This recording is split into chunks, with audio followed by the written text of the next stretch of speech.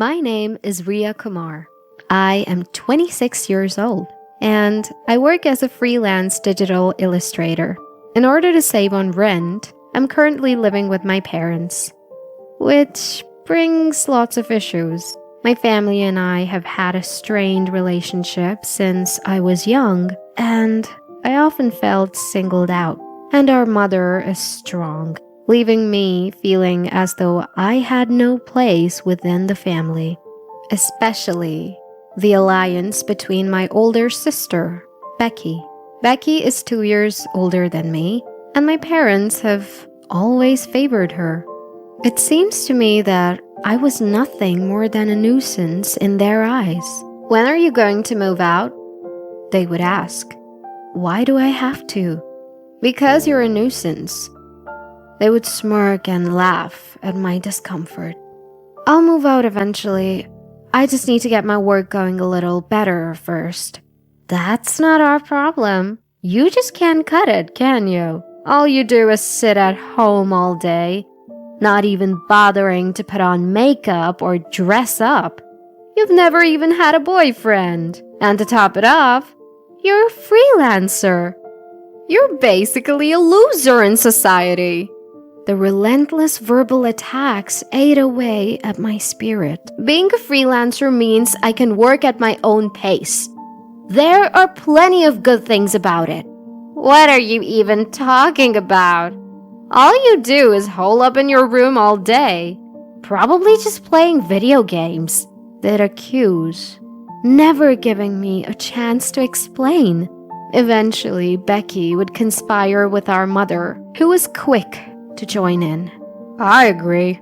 I don't really understand what she does for a living. And aside from meal times, she's just out of sight. She's really just a burden." They would then complain about me right in front of my face. There was nobody in this house who would defend me. "Do you understand now? This is how much you're worth to this family. We don't need someone who can't pull their weight." "I'm sorry, but that's just the way it was. That's true. I was the only failure in the Kumar family. My father is a surgeon at a prestigious university hospital. My mother used to be a nurse at the same hospital before she quit to become a full-time housewife upon getting married. Becky is a flight attendant for a domestic airline. Everyone in my family had high-profile careers. On the other hand, I was a self-proclaimed freelancer. Compared to everyone else in the family, I was leagues behind. "Oh, I just had an idea, Mom. Let's go on a family trip to Yellowstone. My employee benefits allow me to get a half-off deal for one of the best hotels in the state." "That sounds wonderful. Having a stable job really does enrich your private life, doesn't it?" "Exactly. It's such a stark contrast to a certain someone we know." They left me completely out of the conversation and laughed joyously together. I was sure they didn't even count me in their plans for the trip. Feeling isolated, I decided to retreat to my room. As I was leaving, Becky stopped me. "Where do you think you're going? You should do something around the house for once." She thinks just because she pays us rent, she can do whatever she wants. And I seriously doubt that money she gives us is even earned properly. I totally get you. I mean, she calls herself a freelancer. How could sitting at home all day possibly be a job? She should try to experience a bit of life outside like I do, Becky added. I am making money, even if it's just a little." "I really wish she could speak more confidently like you, Becky." "By the way, Mom, Riya graduated from a design school, right?" "Yeah, she did. Despite my advice to go to college, she didn't listen. And now she's ended up jobless." I'm a freelancer. What's the difference? Either way, you're just free to do whatever you want, they said, and laughed together again. I'm going to my room. No, listen. Did you even hear our conversation earlier? Help out around the house. First off, Mom, is there anything you need? Well then, taking your offer, shall we leave all the chores to Ria today? That sounds good. All right, Ria, start with the laundry, then clean the bathroom. There's a shopping list in the living room. Use it for the grocery shopping. And while you're at it, prepare dinner. I kept silent, unable to respond. Did you get that? At least respond. Yes. Oh, I had work to do after this. Did you say something? No. I'm sorry. Ignoring my feeble response, they continued their conversation. Becky, I'm free now.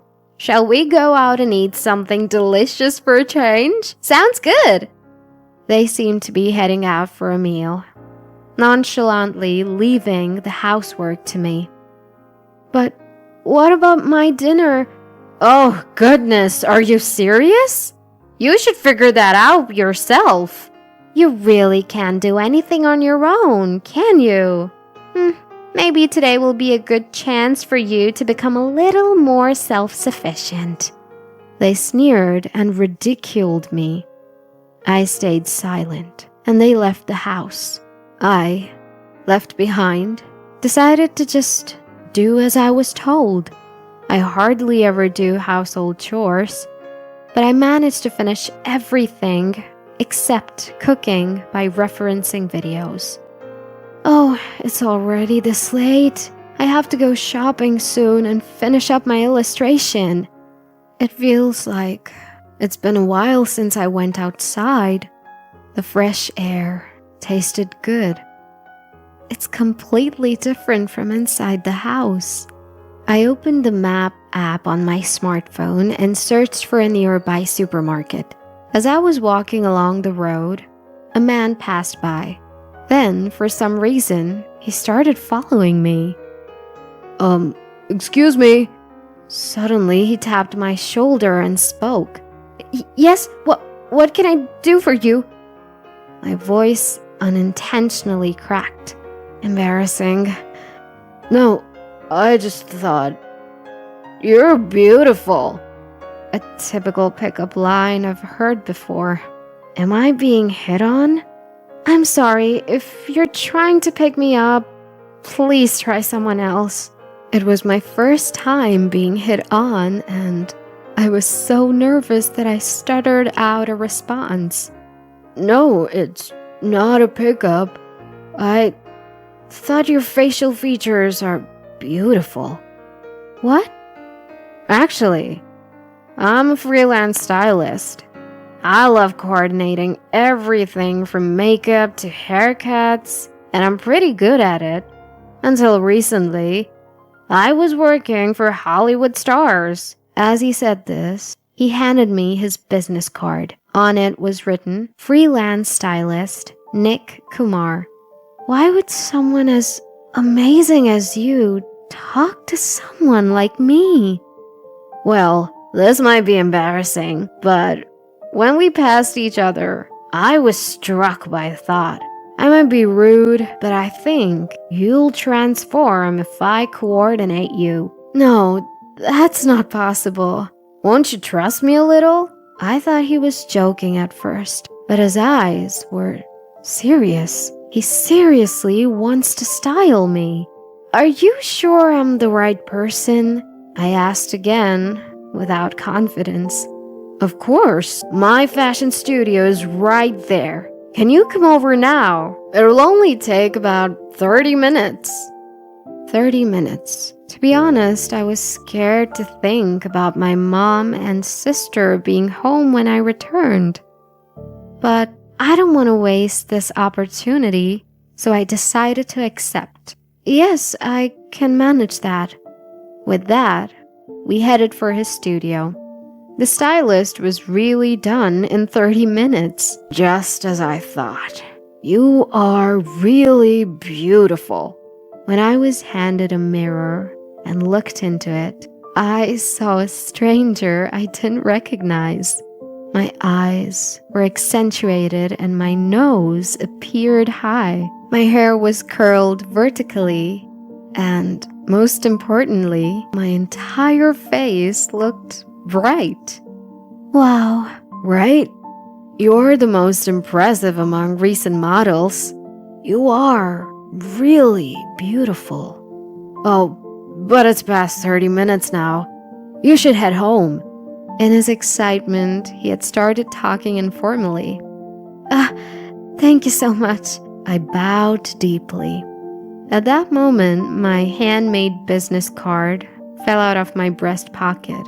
This... Ria. So your name is Ria. Can I keep this?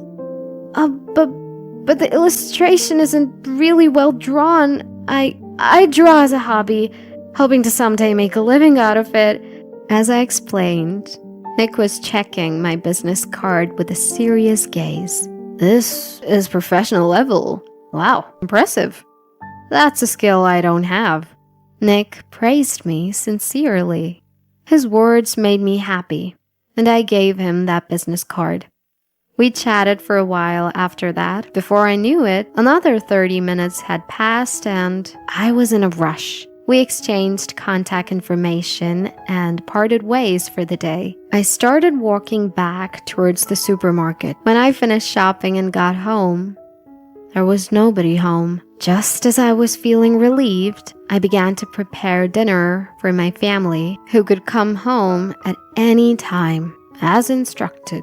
I worked hard looking at a recipe online, but there was no sign of anyone coming home. Then the phone rang. Hello? Where the heck have you been wandering off to? Huh is not an answer. We came home earlier and you weren't there. Turns out my sister and mom had come home about an hour before I did.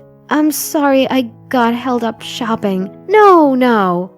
How many hours do you need to shop? You're really slow. Let me pass the phone to Mom. Ria, your laundry is all wrinkly. The bathroom isn't clean at all. You're not back from shopping. What can you even do? I'm sorry. I'm tired of your apologies. Show me some results. I fell silent. My sister came back on the line. We're not coming home today. I'm staying at a hotel with Mom. A hotel? I've made dinner. I could hear their laughter. Don't make us laugh. We can't possibly eat what you cook.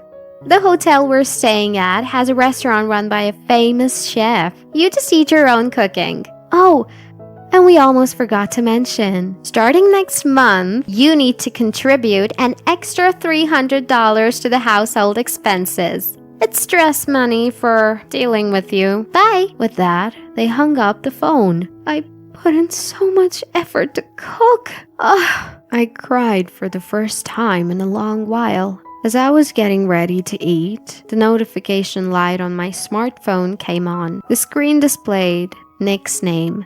Hello? Oh, good. You picked up.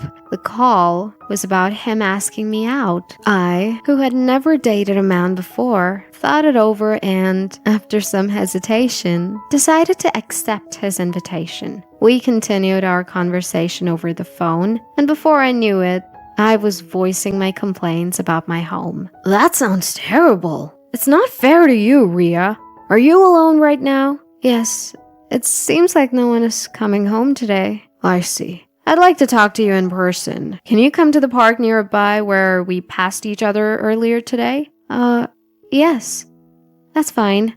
And so, we met at the park. We continued our conversation about my family, and then the topic shifted to my work. Does your family know you're a digital illustrator? No, they don't. I see. Would you show me some of your illustrations, if you don't mind? After a moment's hesitation, I showed him all the images I had saved. Nick looked at them intently. Wow, these are amazing. Not just the creativity, but quality is high as well. I've seen many illustrators during my time working in Hollywood, but none can match this. His unexpected praise left me speechless for a moment, but I'm still a nobody, totally unknown. What? With this quality, you're unknown? How are you looking for jobs? On Twister, I use hashtags and even put my face on the icon so people know it's me. Can I see it? I see. You should come to the studio right now. What? With that, he dragged me to the studio. There, I was suddenly done up with makeup and a hairdo, even made to change outfits. I'd only met this man today, yet I was dressed up twice by him. Sit there. I obeyed his instructions. And then, a bright flash, he took a photo of me.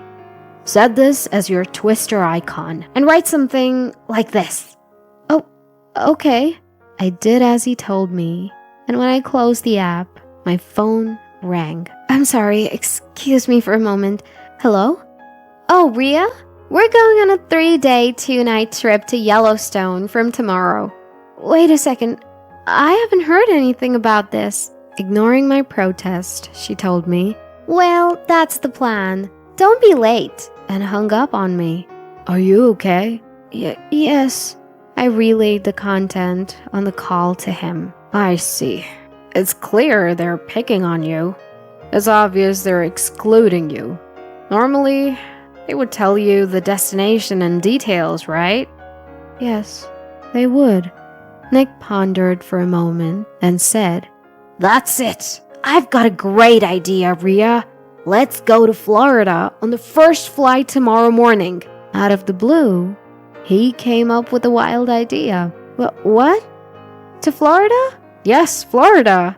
Walt Disney World Resort. Because it's strange, isn't it? They're excluding you, so let's go somewhere better and surprise them. Make your sisters jealous. But all of a sudden, I don't have the money. You don't have to worry about money. Do you have your passport though? I do have a passport, but isn't traveling abroad expensive?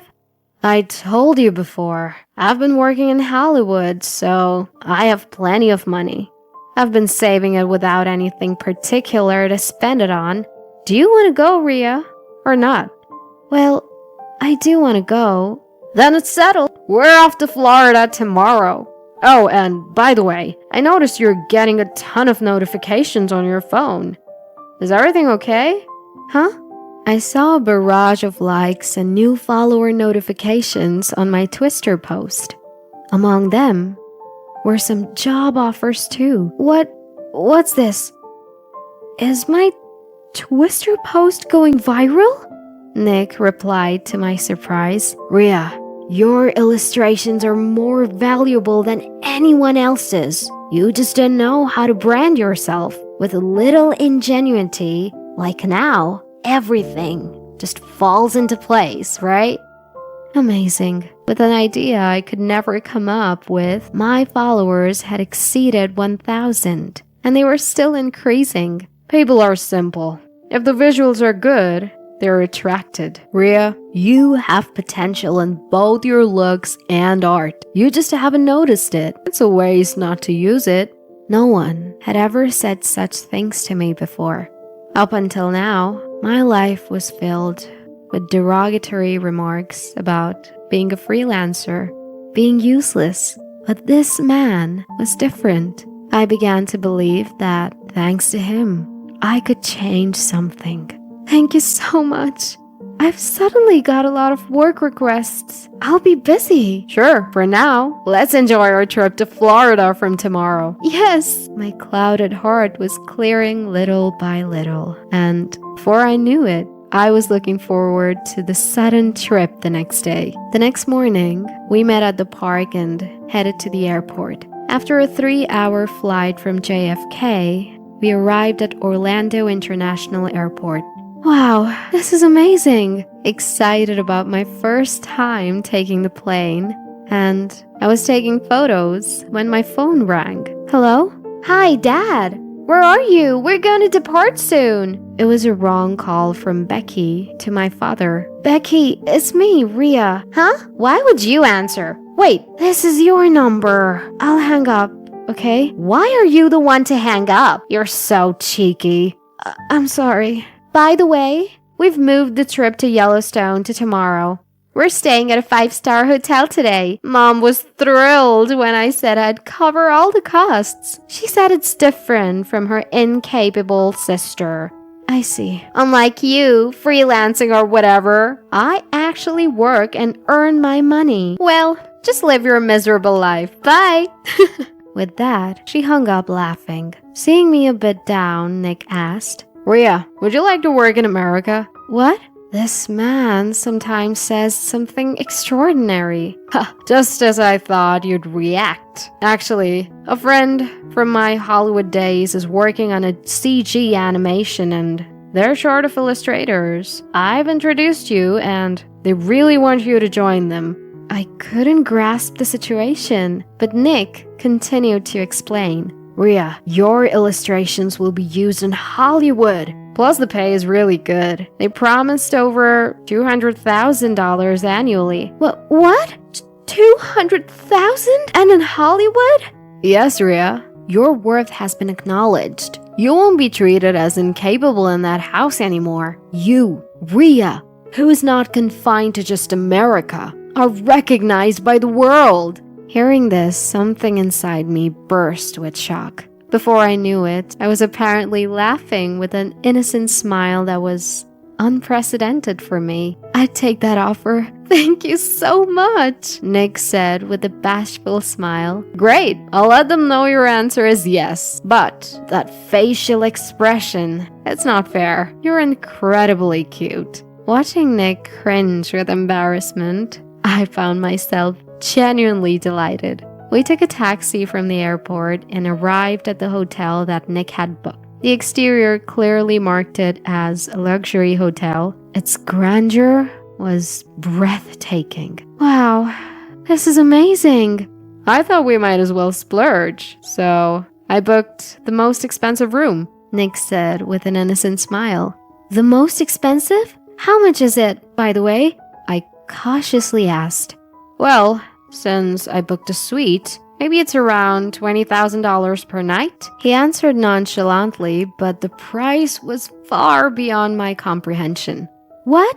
$20,000 per night? Yeah, why are you so surprised? Rhea, if you do your illustrator job in the US, you could easily afford to stay at a place like this. You'll be handling Hollywood after all. I can't possibly. Why not? You're incredibly talented. Rhea, all you need is to believe in yourself. If you can just speak without hesitation or fear, you'll shine even brighter than you do now. Nick's words carried a lot of weight. Inside the hotel was a dazzling world I had never seen before, with high ceilings and expensive monuments decorating every corner. The suite we were shown to was more than twice the size of my childhood home, complete with an indoor pool, hot springs, and a patio with a view of the city lights. It's like a dream. It's not a dream. All of this is possible because of you, Rhea. Initially, I thought Nick was a strange person, but he made me realize my own worth more than anyone else. Even though we had only met a few days ago, for the first time, I found myself trusting someone. I thought I might be able to change, but then my phone rang again. Hello? Why aren't you here? Becky said in her usual languid tone. Where? At the Yellowstone, of course. Didn't I tell you we're going today? Everyone's here already, she said with her typical sarcasm. It seems they had already arrived at Yellowstone. I don't know where you were. Oh, did I forget to tell you the location? My bad. I could hear Becky's feigned laughter. I can't go if I don't know where it is. Ha! You're so forgettable. I totally slipped my mind. Sorry about that. Oh, I've got an idea. We'll just enjoy ourselves on your behalf. Before, I might have been deeply hurt by each of these words, but thanks to Nick, that was no longer the case. Sure, have fun. Perhaps my response wasn't amusing to Becky, because she retorted, Excuse me? Have fun? You wish you could be here. This is all happening because you're useless and broke. Silent. I could only listen as Becky continued her tirade. Yesterday's hotel cost $500 per night. You've never stayed anywhere that nice, have you? The dinner was delicious, and today we're going to the hot springs. There's an open-air bath. You'll be better off in your own bathtub at home. So it's good that you're not here. Honestly, if we're going to stay shut in the house all the time, what's the point of you even being alive? Was she roaring with laughter? Becky's laughter must have been audible to Nick as well, and that's when I snapped. Her words that questioned my worth as a human being had struck a nerve, because the person who helped me find that worth was right here with me. I couldn't bear hearing someone badmouth Nick, and it hurt. I decided then and there to be stronger. I unflinchingly retorted to my sister's comment. That's a cheap hotel. There was a slight pause at the unexpected reply. She apparently didn't think I'd argue back. As expected, my sister fought back. What are you talking about? Have you lost your mind? A cheap hotel costs $500? And you, who can earn a steady income, are saying that? Mom, listen to this, it's really funny. With that, she called out to our mom, sneering, and I could hear my mom's voice from the phone. Just because you can't beat your sister, it's obvious you're trying to show off. Your sister works hard as a flight attendant and is supporting us. It's something you'll never be able to do in your lifetime. After all, you don't even have a decent job. Dad, you should also say something. She seemed to be trying to hand the phone to our father. My father was always busy, and I have hardly any memories of talking to him since I was a child. And it got worse when I went to design school. We hadn't spoken a word since then. He probably just thinks of me as a disappointment. As expected, my father didn't come up to the phone. Instead, my sister came back on the line. You come here right now. Oh, I forgot to tell you where. It's in Idaho. Without a porter, I won't be able to buy lots of souvenirs. So I'll let you play that role. You're happy, right? You get to come to Yellowstone. Against my condescending sister, I responded without reservation. No way. Huh? What do you mean, no way? When I say come, you come. You're incompetent, so just do as you're told. Got it? Hurry up and come. Make sure you get here today, even if you have to dip into your savings. You know, Becky, when I think about it calmly, you're pretty stupid. What did you just say? I'm saying no because I can't. Because I'm in Florida right now. She seems to be having trouble understanding because it's so abrupt. That's natural. And she retorted, sneering at me. What are you talking about? There's no way you can go to Florida. You don't have any money. Oh, are you confusing it with the world of your video games? Are you okay? Since she seemed not to believe me, I sent her a photo I took when I arrived at Florida.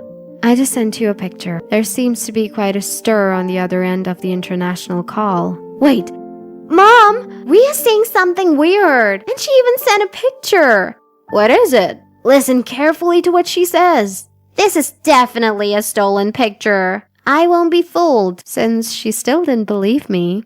This time I sent a selfie from the suite I was in. Huh? What's going on? And who is this? I could feel her getting increasingly flustered. That's me. You're a completely different person. I can't believe you even edited your picture. It's so pathetic. I didn't edit anything. For the first time, I laughed back at her in a mocking tone. She got annoyed and said, Then explain. There's no way you could change like that. In a way, thanks to you and Mom. A guy on the street approached me and did a makeover. Turns out, he's a famous guy who's worked in Hollywood. Huh? What kind of fairy tale is that? That can't be true. It's so lame. If you're gonna lie, at least make it a decent... Before my sister could finish, Nick grabbed the phone for me. Hello, I'm Nick. I'm currently in a suite with your sister, Ria. Huh? Nick? You mean the Nick? The only foreign man who's a Hollywood star stylist? No, you're kidding. My sister, who was barking until a minute ago, suddenly fell silent. Until now, I didn't know that Nick was such a famous person. I took back the phone from Nick and said to my sister, "Do you get it now? I'm in a $20,000 a night hotel suite right now. That's why I said a $500 hotel is cheap. The tables have completely turned now." But my sister, she started making excuses. It's her last-ditch effort. Even if it was a suit, you just got lucky, didn't you? Yes, that's right. It was a fluke. A fluke. If I had been shopping, I would have been the one approached. I wonder about that. Plus, I just found out that I'm making $200,000 a year now. Huh? $200,000? Wait a minute. What do you mean? It's exactly as I said. I'm earning $200,000 a year, and I'm going to be working in the US from today as a Hollywood illustrator. No less. I had no idea about this. What's an illustrator? Aren't you just a shut-in freelancer? That was yesterday. As of today, I've transformed into Rhea Kumar, a Hollywood illustrator earning $200,000 a year. I bet I'm earning more than you now. Oh, don't worry. My language skill isn't better than yours. You can rest easy about that. You'll always be flying around domestically. That's your job after all. You're making fun of me. I'm just giving back what I received. You used to look down on me for being a freelancer. How does it feel to fly in the sky? I wonder if it feels liberating to be flying around. In a way, aren't you a freelancer too? Don't make fun of my job. Okay. But you always act like the one who earns more is superior. So if I make fun of you, it's only fair, right? My sister was unable to retaliate and fell silent. I bid farewell to her in this state. Well, that's how it is, sis. I won't be doing anything for you guys anymore. Good luck. With that said sarcastically, I heard my sister's voice faintly. Mom, I'm frustrated. Rhea, I can't believe I lost to her. Seems like my mom was at a loss for words too. Only a quiet atmosphere could be heard from the other end of the call. I didn't care about any of that and hung up the phone. Although it turned into a long call, Mr. Kumar, or Nick as he is known, waited patiently without saying anything. Then, Rhea, you've completely changed in just these 2 days. Your aura, your personality, everything. You're shining now. Will you go out with me? And will you live with me here in America? It was the first time someone had confessed their love to me, but I had no doubts. I felt that if I stayed with him, my life would go well. Yes, I'd be delighted. I look forward to our future together. With a smile, I accepted his confession and we began dating in America. Overlooking the night view, tilting our champagne glasses, we toasted. There were messages on my phone from my mom and sister saying, "Let's start over." But I ignored them.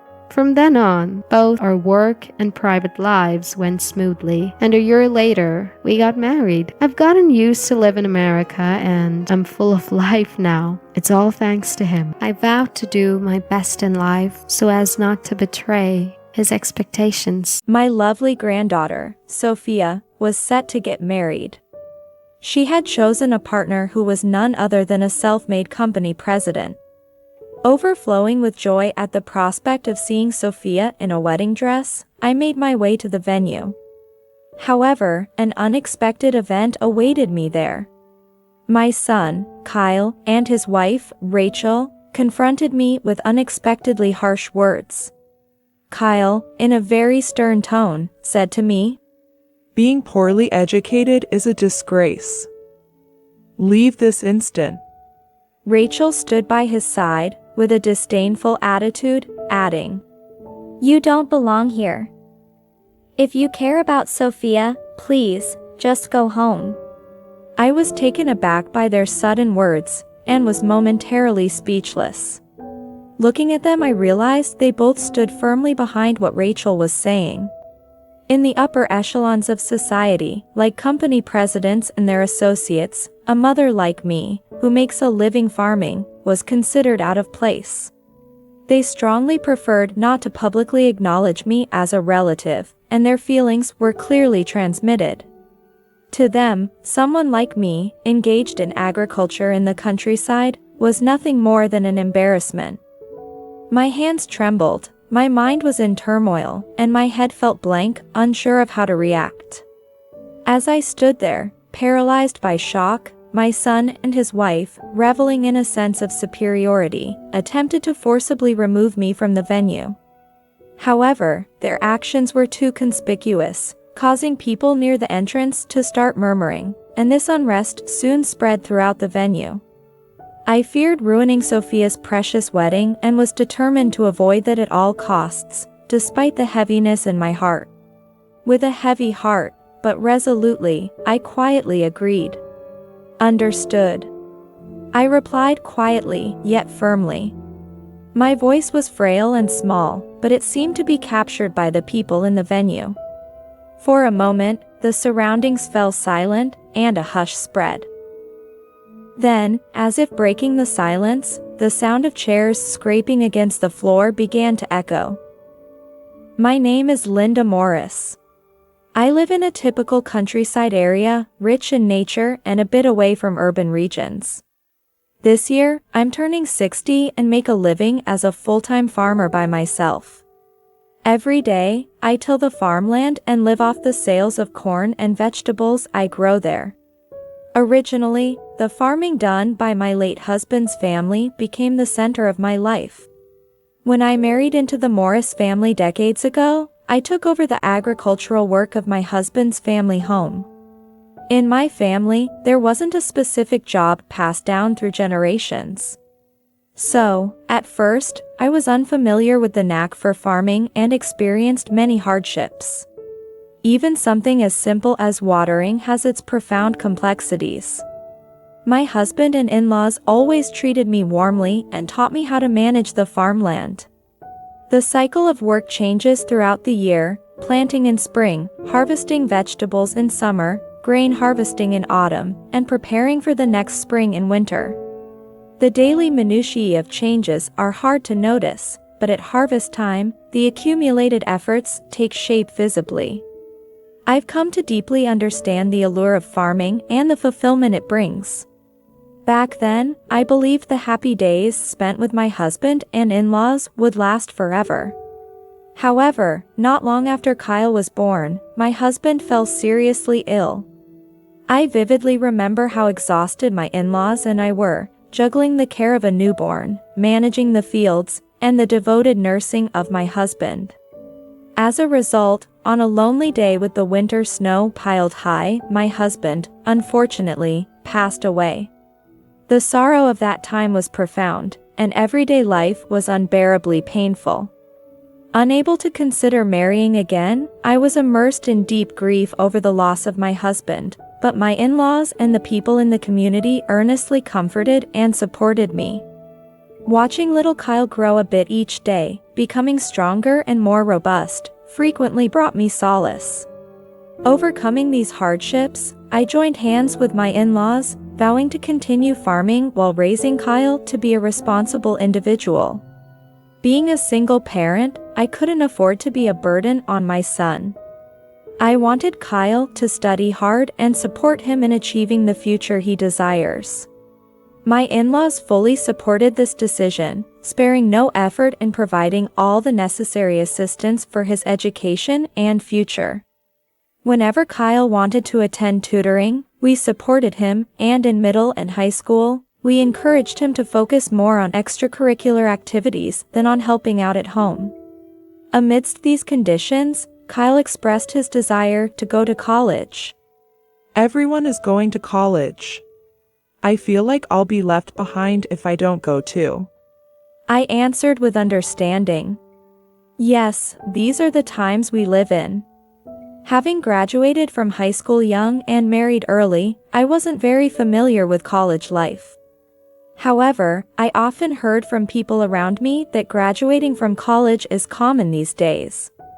Knowing how much my son wanted this, I decided from the bottom of my heart to support him. I said gently, yet with determination, "All right, go ahead. Don't worry about the money. We'll figure something out." Although there were financial challenges, thinking of my son's future, I decided to support his education and managed to arrange the necessary funds. As a result, even without my husband, I was able to send Kyle off to college successfully. Kyle went to the city, undoubtedly gaining various experiences at university. After graduating, he easily decided to become a company employee and informed me of his intention. Kyle stated firmly, "I'll find a job in the city." It seemed he had no intention of taking over the farm. I have continued farming on my own, following in the footsteps of my parents-in-law, who are no longer with us, and it is not that I did not wish for Kyle to take over the farm. But perhaps that's an outdated idea now. I've come to think that it's best for Kyle to follow his own path. I won't oppose you. Choose your own path. While keeping my feelings hidden, I decided to fully support my son's decision. Years later, Kyle suddenly told me he was getting married. His chosen partner was a woman named Rachel, whom he met at his company. This news came completely out of the blue, as Kyle often didn't reply much to my messages, and no one told me he was seeing someone. However, surprised as I was, I wholeheartedly blessed my son's marriage. I remember when Rachel came to our house to greet us before their marriage. It was just after sowing corn, and it was becoming a busy time for farming. Contrary to my expectations for the woman marrying my son, as soon as she entered our house, she glanced over our living room and my appearance, and with a sneer in her voice, she said, "People from farming families usually have a lower education, don't they? That's why you live in a house like this, right?" I had made sure our house was clean and I was properly dressed to welcome a guest. But compared to the urban apartments where Rachel lived, our single-story house must have seemed modest. Perhaps our farming lifestyle was hard for her to understand, as she was raised in the city, and both her parents are company employees who graduated from a university. Yes, that's right. I'm sorry we don't have a nicer house. I involuntarily looked at Kyle standing beside me, but, unfortunately, he was looking at me with the same disdainful gaze as Rachel. Kyle then said, raising his voice, "Exactly. It's really embarrassing to have a home like this." Growing up in this house, Kyle, as a farmer's son, was often teased about it when he was a child. When he came home from school, I always comforted him. "You've done nothing wrong." But those words might not have fully reached him. Since he was young, he kept saying, "I hate being a farmer's child." I taught him that no profession should be looked down upon, but Kyle wouldn't listen and gradually began to disdain my job. Seeing him sneer at Rachel's words hurt me deeply. More than Rachel's words, I felt sorry towards my parents who raised me and towards my late husband for raising a son like this. Yet, I've accepted that times have changed and decided to hope for their happiness in the future and support them. Later on, my son and Rachel started a new life in an urban apartment and hardly ever returned to our countryside home. In fact, we barely communicated. Still, hoping to be of some support as they live their urban life, I regularly send them vegetables. I hope those boxes of vegetables somehow help them.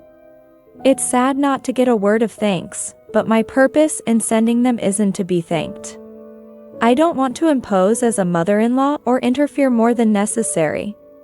I just wanted to convey the same kindness my in-laws showed me to my son and his wife. For a while, I planned to quietly support them without minding the distance between us. Years passed, and my son and his wife had 2 daughters. It's been about 20 years, but the birth of my first granddaughter, Sophia, was a great joy for me. Living in the countryside, I wasn't very favored by Rachel, my daughter-in-law who lived in the city, and my opportunities to see my granddaughter were limited. The first time I met Sophia was quite a while after she was born. Even after that, I could only see her a few times a year, but Sophia grew very fond of me.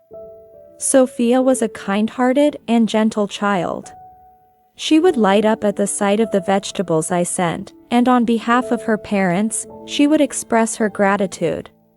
I love Grandma's vegetables. They're always delicious. As she grew older, she started visiting the countryside more often in place of her parents. She was eager to help with farming, showing an honest eagerness to learn and apply what I taught her.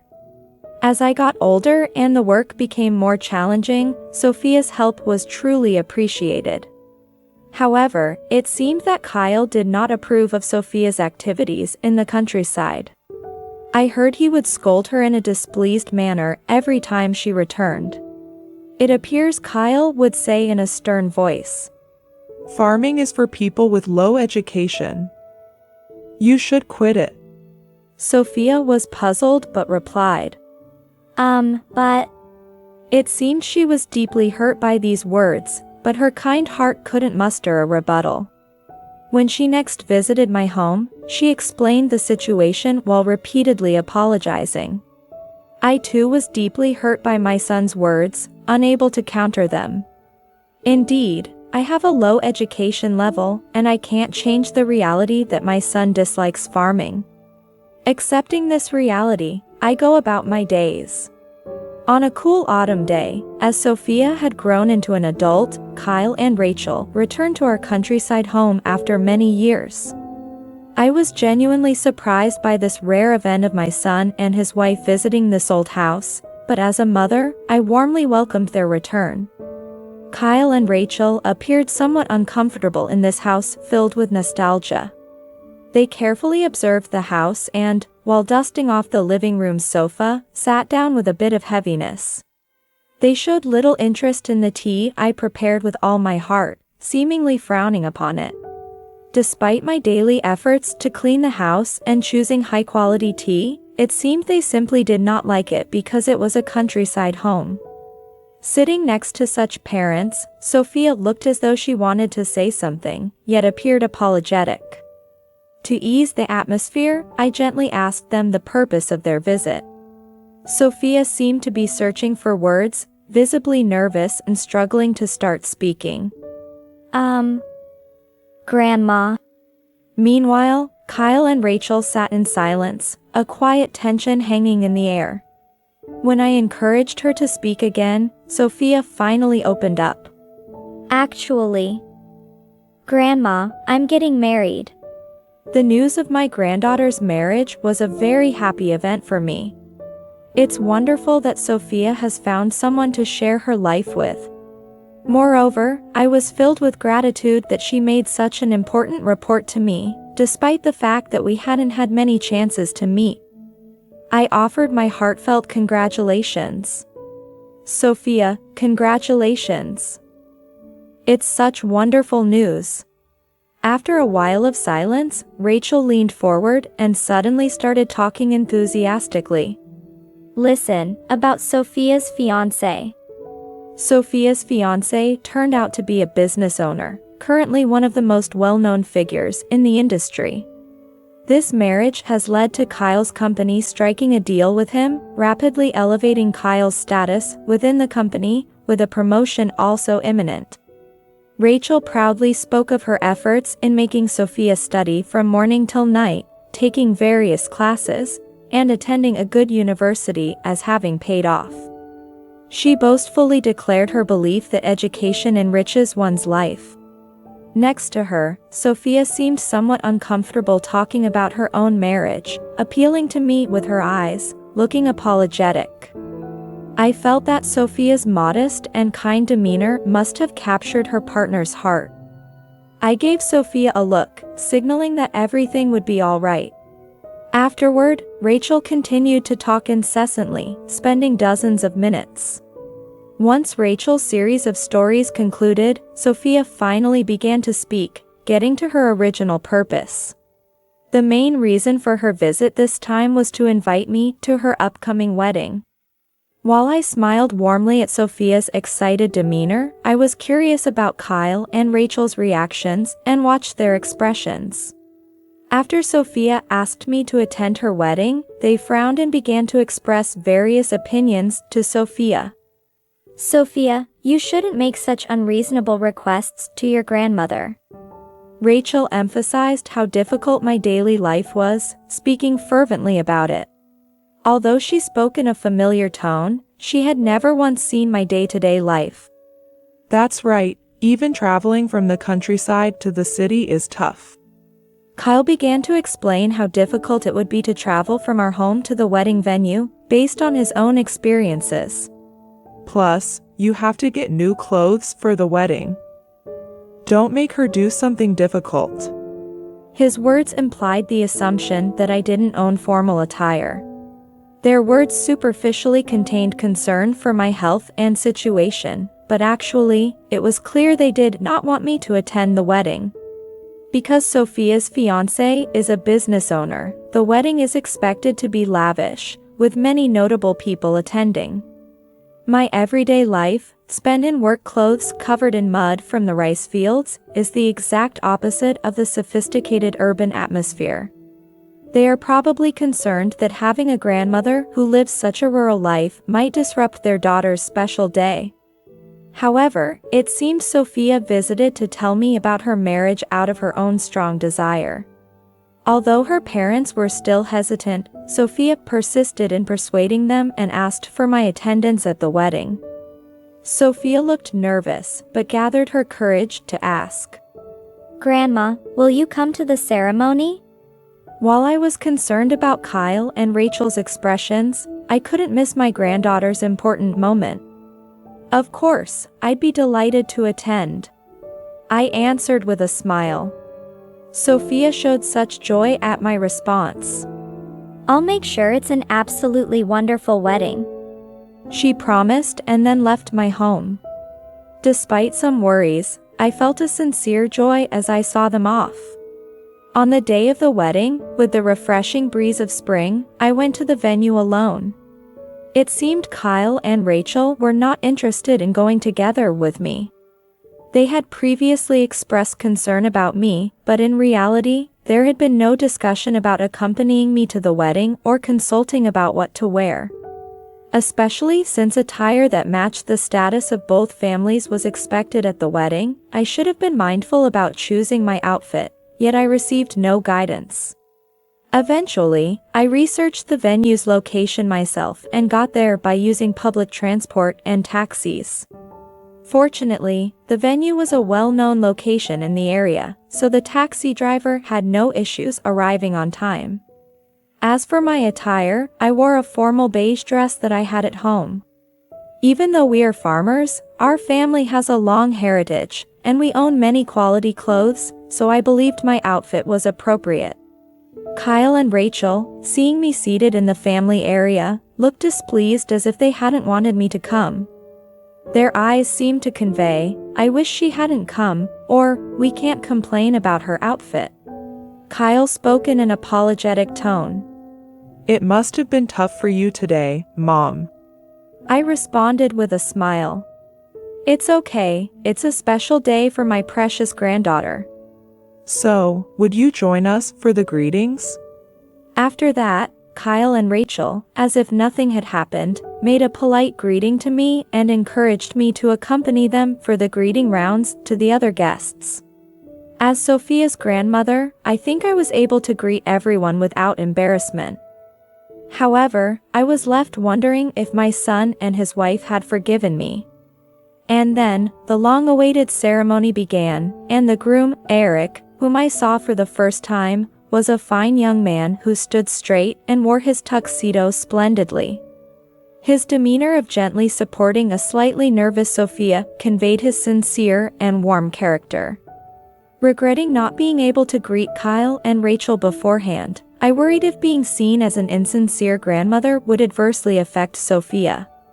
However, the warm smiles from the newlyweds made me feel that my concerns were unnecessary. Sophia seemed to have found a wonderful partner. Moreover, the ceremony itself was incredibly beautiful. The chapel was decorated with colorful flowers, and Sophia, in her pure white dress, being blessed by family and friends, was truly magnificent. I was moved to tears many times. And with the ceremony successfully concluding, only the reception remained. Before heading to the reception, I decided to stop by the restroom to freshen up. On my way to the reception venue, I approached Kyle and Rachel. I'm going to stop by the restroom. We still have plenty of time, right? Yeah, there's still plenty of time, so take your time. Reassured by his response, I headed to the restroom. Because of me having to fix my updo, it all took a bit of time, and I was slightly delayed, but I arrived at the reception venue on time for the start. Surprisingly, music was already playing at the venue, and the staff were coming and going, making it lively. Feeling something was off, I asked a nearby staff member if it was all right to enter the reception hall. "Excuse me, is it okay to enter the reception now?" To my surprise, it seemed the bride and groom had already made their entrance. Perhaps I had mistaken the time. The staff, having heard that all attendees were already seated, hurriedly opened the entrance for me. Feeling deeply apologetic and not wanting to disturb anyone, I quietly made my way to my seat when the figures of two people appeared before me. It was Kyle and Rachel. Kyle frowned, crossing his arms and looking at me sternly. Then, he spoke to me with a look of dissatisfaction. Mom, what is the meaning of this? Being late to the reception? My son's cold gaze made my heart ache a little. I'm sorry, it seems I got the time wrong. I was filled with a sincere feeling of apology, but Kyle couldn't hide his irritation and lashed out at me. Can't even read the time correctly, how hopeless. Can't someone with a low education manage time? After those words, he raised his voice even more and continued. Having a low education is really embarrassing. Just go back home. Rachel, who was listening beside, added with a disdainful expression, mocking me. It's inappropriate for you to be here. For Sophia's sake, please leave. I was at a loss for words at their comments. I realized what Rachel said was true for them as a couple. Among the high social status of company presidents and their associates, me being a farmer's mother was deemed unfit by them. I could strongly feel their intention not to recognize me as a family member. My life as a farmer in the countryside was nothing but a source of embarrassment for them. My hands trembled, my mind was in turmoil, and I didn't know how to respond. In the midst of the tense atmosphere, I was deeply hurt by my son and his wife's actions, left speechless. In this strained situation, Kyle and Rachel attempted to take me out of the venue, firmly grabbing my arm. Their actions drew the attention of nearby guests, and the murmurs began to spread throughout the venue. It seemed their attempt was too loud, making the situation clear to other attendees. Feeling that I might ruin Sophia's wedding, I resignedly replied to them quietly. Yes, I understand. I will leave. My voice was soft, yet it seemed to reach the people in the venue. After a moment of silence, the sound of chairs being moved began to echo, and astonishingly, attendees started getting up one after another, preparing to leave. In particular, the groom's business associates and company executives seemed to be hastily leaving their seats. Confused by this sudden turn of events, Kyle and Rachel looked around, trying to grasp the situation. While I was surprised by this development, I looked towards the bride and groom. Eric and Sophia stood petrified in front of a luxurious golden screen, puzzled by the surrounding movement. Amidst this, the groom, Eric, walked towards me. From his expression, it was clear he had something important to say. Standing in front of me, Kyle and Rachel, Eric began to speak with a serious expression. Actually, we're all high school graduates. So, we feel we don't belong here and will be leaving the venue. I couldn't hide my surprise at his words and caught my breath. Kyle and Rachel were clearly shocked as well, their eyes wide open. Then, Eric shifted his gaze to me and began to speak about his life with a calm expression. His mother was in a similar situation to mine. Despite being academically excellent, she married into a farming family after high school. And like me, she lost her husband early and raised Eric on her own. She was a proud person who nurtured Eric with the crops she grew herself, instilling in him the value of being a farmer. Eric himself couldn't afford to go to college due to financial constraints, but he grew up watching his mother's back. It was a series of hardships, but with his innate effort, he achieved success in his work, earned the trust of those around him, and eventually became the president of a company. He built a business that values talented individuals, regardless of being high school graduates. As Eric finished his story, Sophia quietly appeared behind him. Her face was wet with tears, showing the struggle she faced in this difficult situation. It was understandable how she felt, seeing her parents and grandmother put in such a situation. However, with a determined expression, she raised her voice towards her parents, Kyle and Rachel. Education shouldn't matter here. Those who say such things don't belong in this place. Leave. The normally calm Sophia yelling at her parents for the first time shocked everyone present. Her tears seemed to be a mix of frustration and sadness. Her decision was clear, and her strong will was conveyed. Kyle and Rachel were astounded and visibly shaken. Their eyes were filled with confusion and shock. Rachel tried to calm Sophia, but her anger did not subside, and she continued to give her parents a cold stare. In an attempt to calm Sophia, Eric gently embraced her shoulder and continued with an important statement. From now on, I think we need to reconsider our business relations with Kyle's company. After all, you'd want to avoid any association with just high school graduates, wouldn't you? At that moment, Kyle seemed to realize the gravity of the situation, showing an expression of deep anxiety. He didn't look at me or his still confused wife, Rachel, but instead, pleaded hastily with Eric. Please, overlook this matter. I beg you. He argued that this issue was based on personal feelings and shouldn't affect his company. However, neither Eric nor Sophia accepted his plea. In fact, the business relationship between the two companies was established starting with Sophia's marriage. Eric denied the possibility of continuing the contract, insulted by the derogation of employees with only high school diplomas. After a brief argument, Kyle and Rachel ended up leaving the venue. Afterwards, the reception resumed its peaceful course, continuing as if nothing had happened. Led by Sophia, I was able to take my seat without issue. Though I couldn't say I was entirely calm inside, I focused on wholeheartedly celebrating the newlyweds. Sophia, holding back tears, still managed to smile happily. Just seeing her expression warmed my heart. Her gentle smile made all the hardships of the moment worthwhile. What happened to Kyle and Rachel afterward is something I only heard through the grapevine. Apparently, they were put in a quite difficult situation. For one, the transaction with Eric's company was cancelled, which seemingly had serious repercussions for their business.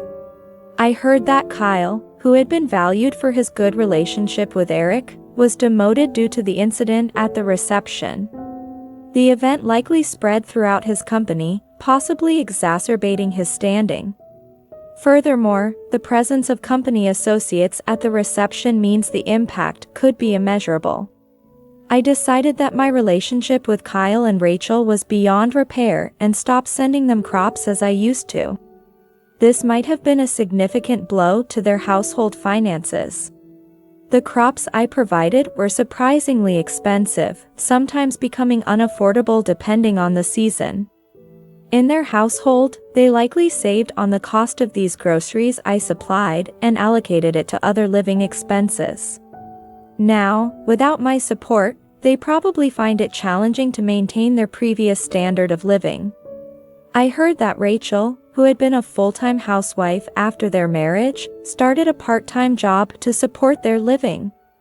It seemed like a tough transition for her, returning to work after such a long break. I continue my agricultural life in the countryside, unchanged. Daily, I diligently watch over the fields and enjoy the quiet dialogue with the plants. My routine maintains its tranquility, but as I age, even minor farm work has become physically demanding. The neighbors are increasingly concerned about my health. However, I'm not working alone anymore. Especially on weekends, Sophia and Eric come from the city specifically to help. Despite their busy weekdays, they find time to visit this distant countryside. Even when I tell them, "Don't overdo it," they answer with a smile, saying they come of their own will. I really like farming. Eric, in particular, shows efficiency reminiscent of someone raised on a farm. When I teach him a little about the land, he quickly understands and engages eagerly. He talks about remembering the times he farmed with his mother. Watching him, it's clear how discerning Sophia was in choosing him. Sophia herself is endearing as she works hard alongside Eric. Spending time with my grandchildren brings me immeasurable happiness. The days spent with them in this quiet countryside are irreplaceable to me. Sophia once said to me while looking over the fields, Grandma, the corn this year has a particularly beautiful color, doesn't it? I responded with a smile to her remark.